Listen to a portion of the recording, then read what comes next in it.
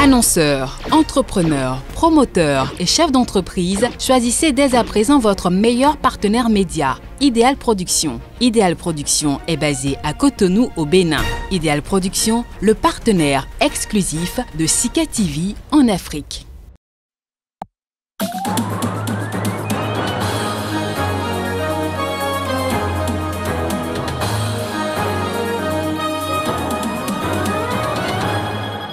La saignée à la primature se poursuit en Côte d'Ivoire. L'actuel Premier ministre se retrouve en France pour des soins. Patrick Achi aurait fait un malaise pour lequel son évacuation a été recommandée.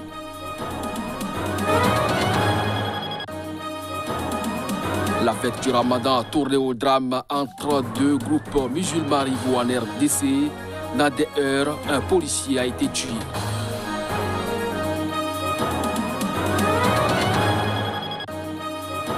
Un employé d'une ONG a été tué mercredi dans l'attaque d'un convoi humanitaire au Soudan du Sud. C'est ce qu'a annoncé jeudi le Bureau de coordination des affaires humanitaires des Nations Unies, OCHA, dans le pays.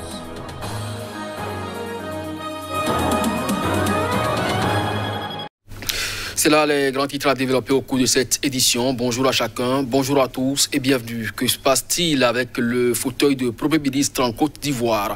Après Gon et Bakayoko qui ont laissé leur peau après des évacuations sanitaires en France, l'actuel Premier ministre ivoirien à son tour se retrouve en France pour des soins. Patrick Achi a fait un malaise pour lequel son évacuation a été jugée recommandable. Reportage. Patrick Achi, 65 ans, se trouve en France depuis 3 jours pour des soins médicaux. Il est attendu ce vendredi en Côte d'Ivoire, selon des sources proches de la primature. Patrick Achi s'est rendu en France par un vol spécial dans la nuit de lundi à mardi, à la suite de saignements intestinaux, selon une source ayant requis l'anonymat. Les autorités ivoiriennes n'ont pas communiqué jusqu'à présent sur le sujet ni répondu aux sollicitations de l'AFP. Patrick Achi est le 3e Premier ministre que connaît la Côte d'Ivoire en un an après les décès subis des 2 précédents.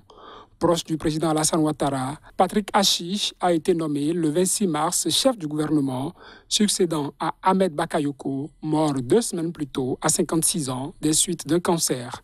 Ce dernier avait lui-même succédé en juillet 2020 au Premier ministre Amadou Gon Coulibaly, mort à 61 ans des suites de problèmes cardiaques. À la tête de son gouvernement nommé le 6 avril, Patrick Achi a la difficile mission de poursuivre la politique de réconciliation nationale dans un pays à l'histoire récente marquée par les violences politiques à l'issue des élections législatives du 6 mars largement remportées par le Rassemblement des Oufouettistes pour la démocratie et la paix, RHDP, au pouvoir. La fête du Ramadan a tourné au drame entre 2 groupes musulmans rivaux en République démocratique du Congo. Dans les heures, un policier a été tué.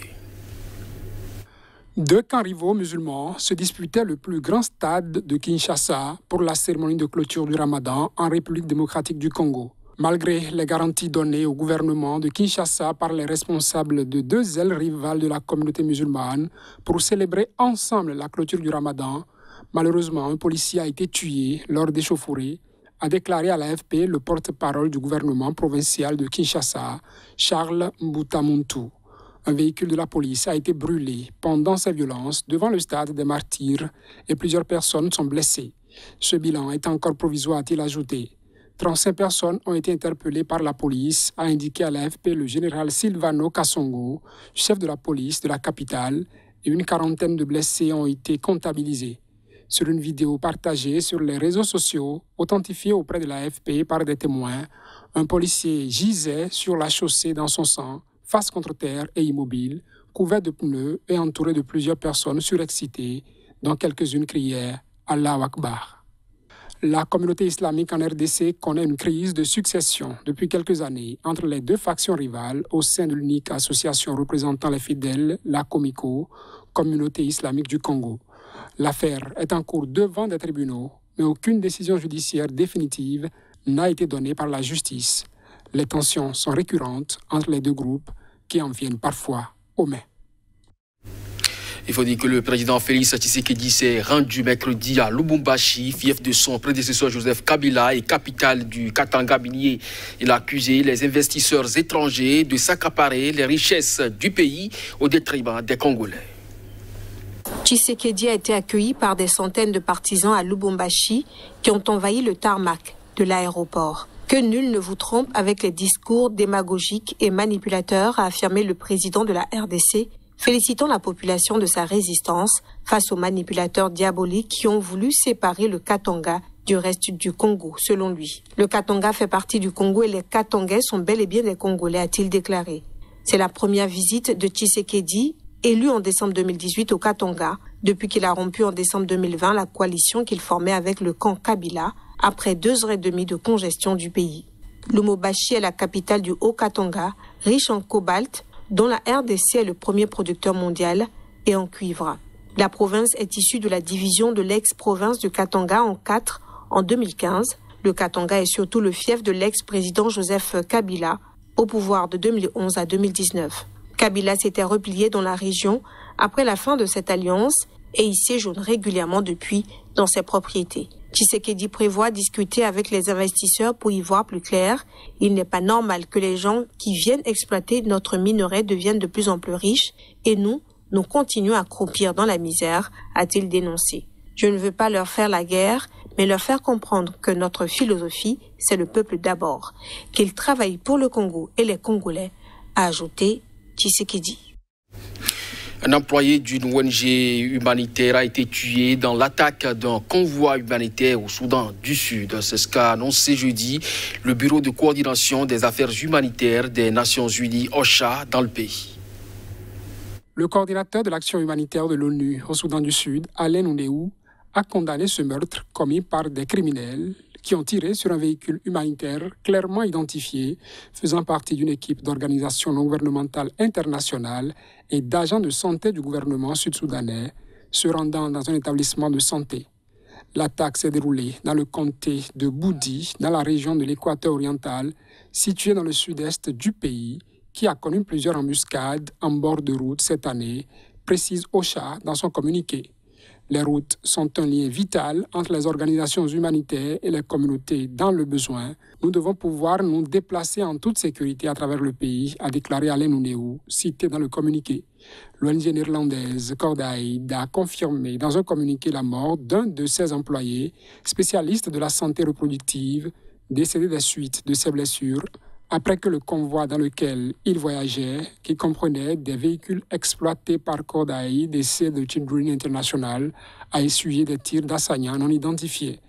Un de ses chauffeurs a également été blessé dans cette embuscade, a-t-elle précisé. Fin janvier, un employé de l'organisation humanitaire sud-africaine Joint Aid Management a été tué près de Bentiu, dans le nord du pays. Le Forum des ONG du Soudan du Sud avait alors rappelé que l'année 2020 a été marquée par une forte augmentation des assassinats humanitaires. OCHA avait indiqué en novembre 2020 que 9 travailleurs humanitaires avaient été tués dans le pays depuis le début de l'année, soit 3 fois plus que sur la totalité de 2019. Le Soudan du Sud est considéré ces dernières années comme l'endroit le plus dangereux au monde pour les travailleurs humanitaires et ces meurtres surviennent dans un contexte de recrudescence des attaques contre les membres et convois de ces organisations. Au Zimbabwe, le président de la Cour constitutionnelle, Loke Malaba, qui devrait légalement prendre sa retraite, a vu mercredi son mandat prolongé sur décision du chef de l'État. Il est jugé favorable au président zimbabwéen Emmerson Mnangagwa, de plus en plus accusé de vouloir museler toute opinion dissidente. Le président zimbabwéen a prolongé de 5 ans le mandat du chef de la plus haute juridiction du pays dans une lettre adressée au juge et rendue publique.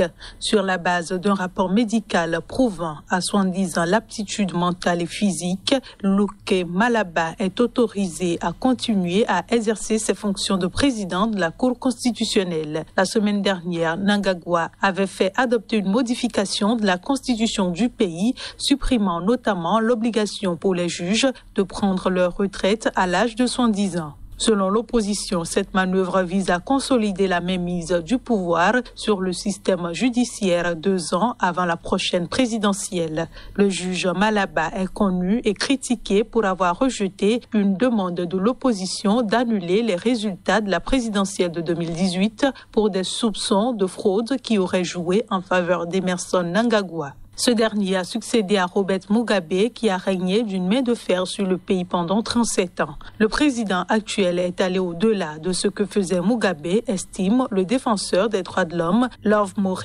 Maduku, selon qui le pouvoir dans le pays est aux mains d'une seule personne. Au Comores, la présidence a annoncé ce mercredi avoir gracié un ancien vice-président, Jafar Saïd Ahmed Assad. Il avait été condamné par contumace en décembre 2018 pour tentative de coup d'État.